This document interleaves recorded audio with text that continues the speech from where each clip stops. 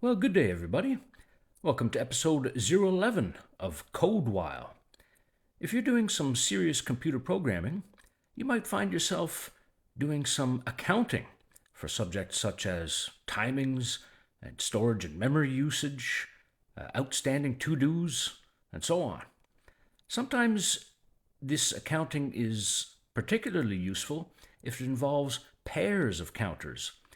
An example might be something like web requests that have been submitted and web responses that have been issued. Those can be coupled together as a pair. In this episode, I'll explore an implementation in JavaScript of counter pairs, and I hope you'll enjoy it. So at the top of the page here, there's a QR code. If you'd like to scan that and follow the resulting link, you'll reach the same web page here where you can follow along with all the same code if you like.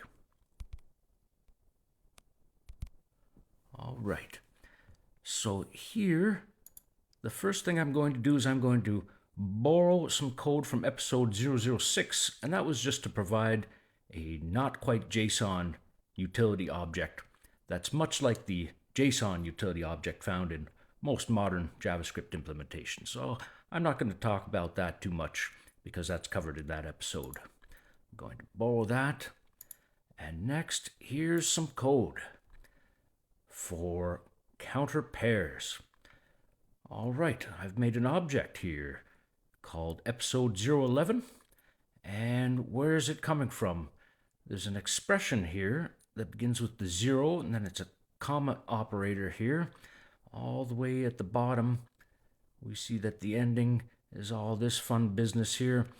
This is actually a technique borrowed from episode 009 about quines. So if you'd like to understand what all this sort of busy looking stuff is, you can watch that episode 009. I'm not going to cover it here.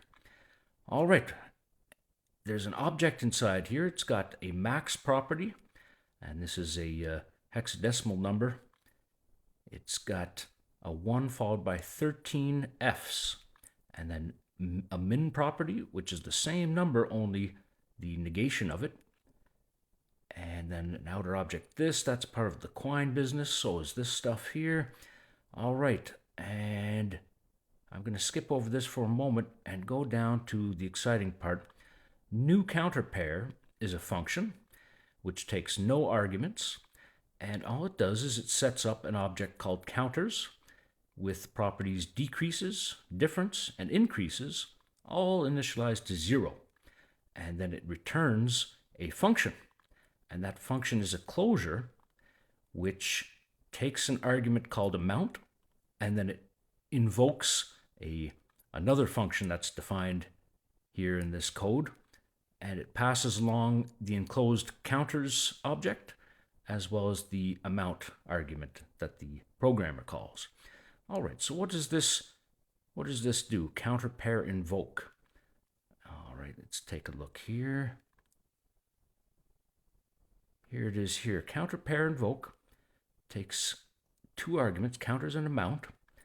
This is an internal function. This isn't intended for direct calling by a programmer. And here we've got some checks. I'll cover those in a little while.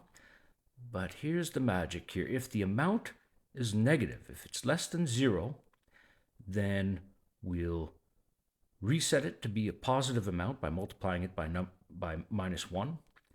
And then I'll check if the amount is greater than the current difference between the increases and decreases in the counter.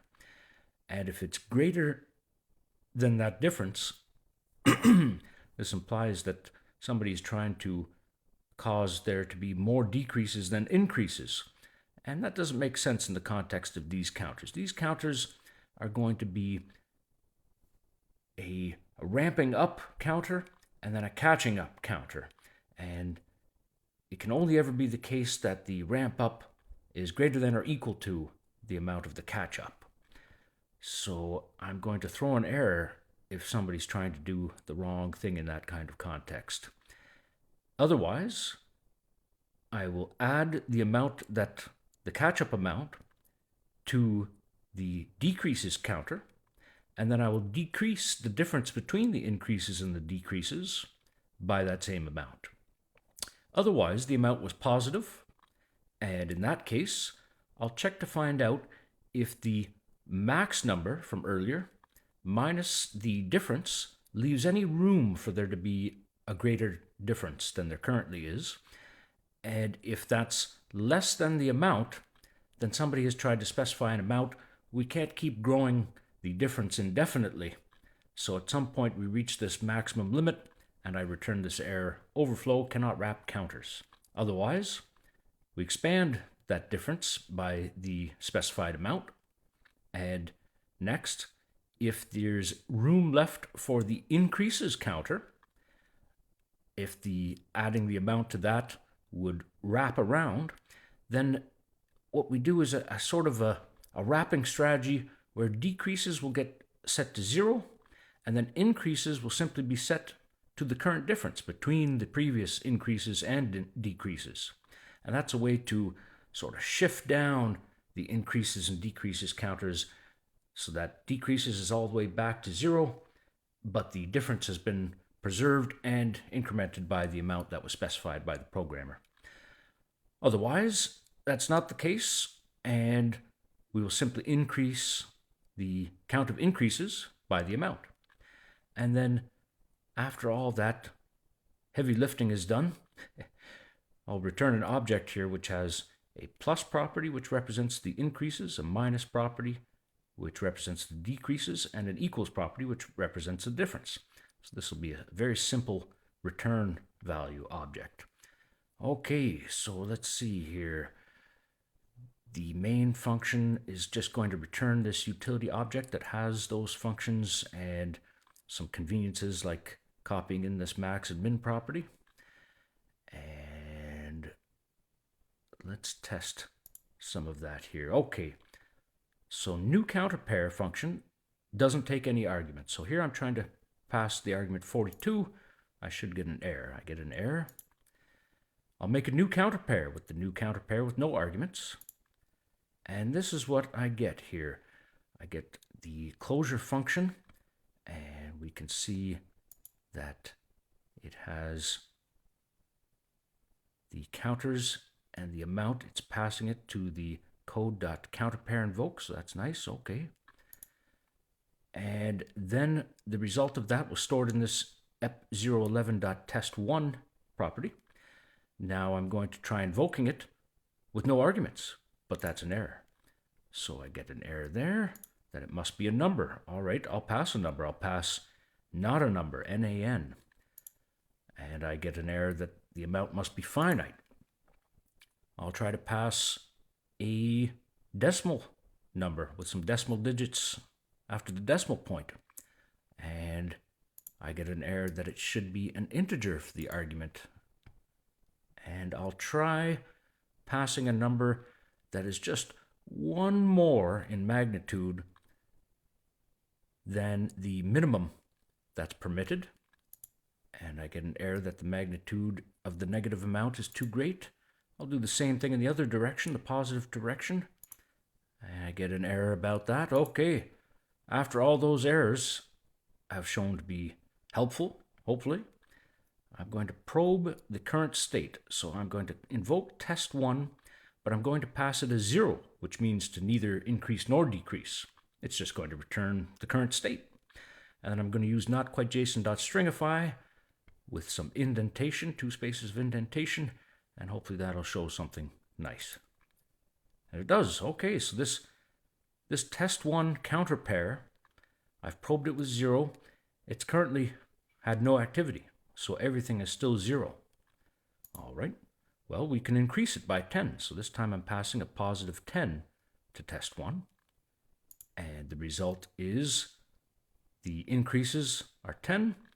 There have been no decreases yet. And the difference between that is 10. All right. We cannot decrease by 11 because the catch-up can only be equal to or less than the ramp-up, so to speak. So I'll try to pass minus 11, but that shouldn't be allowed. So we get an error. Amount to decrease is greater than permitted by previous increases. All right, that's good. But we can decrease by 10. So I'll pass just one less than the previous example, minus 10. That should be permitted. And so it is. Now plus shows 10, minus shows 10 as well, and equals, the difference between them is 0. All right. Now if we try to add the maximum amount to the counter pair, well, it's going to wrap around, and the difference right now between them is 0, but by increasing the counter for increases by the maximum extent, we should expect that this difference will be the maximum possible value. So that's what we should see down here, and that's what it is here. This is that same hexadecimal number here. The increases have gone all the way up to it, and the difference has gone all the way up to that, and decreases has been reset to 0. It was all shifted down from 10. All right, we can't increase anymore because that difference is at the maximum possible value. So I'll just try to increase by 1, and it won't be permitted. Cannot wrap counters, it says. All right, but we can catch up with the decreases. So the current increases are at the maximum possible value, the difference is at the maximum possible value, and now I'll try increasing the decreases by the maximum possible magnitude for decreases, which is this min property here.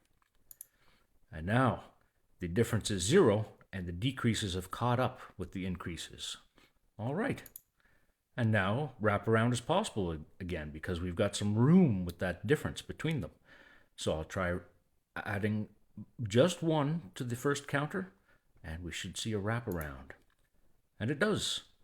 All right. Well, I hope that was simple code while keeping the counters tightly coupled and consistent, and I hope you enjoyed it. So I'll wish you a pleasant day. Take care, and join in another episode if you care to. Bye for now.